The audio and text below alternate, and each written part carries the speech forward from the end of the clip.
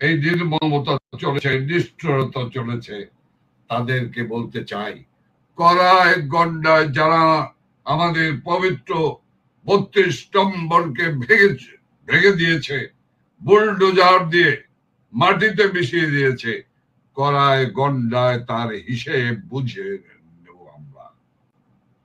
আমাদের যাদেরকে হত্যা করেছে, যাদের বাড়ি পুড়িয়েছে, সব তালিকা আমাদের কাছে রয়েছে। এই তালিকা ধরেই আপনাদের কাছ থেকে আমরা এর করায় গন্ডায় আমরা হিসাব বুঝে নেব ইনশাল্লাহ। আমি আপনার মাধ্যমে, এই বেঙ্গল নিউজের মাধ্যমে সবার কাছে আমি আকুল আবেদন জানাবো,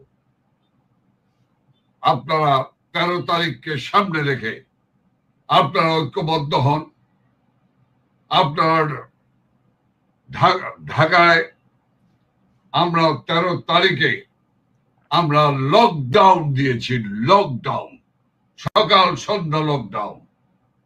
সেই লকডাউনকে সফল করার জন্য আপনারা ঝাঁপিয়ে বলুন।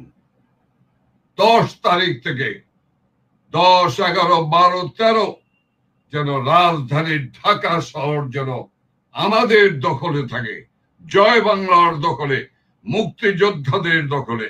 আমি শেষতর আপনার মাধ্যমে বলে যেতে অনুরোধ রাখতে চাই, দেশের শিল্পী, সাহিত্যিক, শিল্পী, সাংস্কৃতিক কর্মী, মুক্তিযুদ্ধের পক্ষের শক্তি সকলকে আসুন।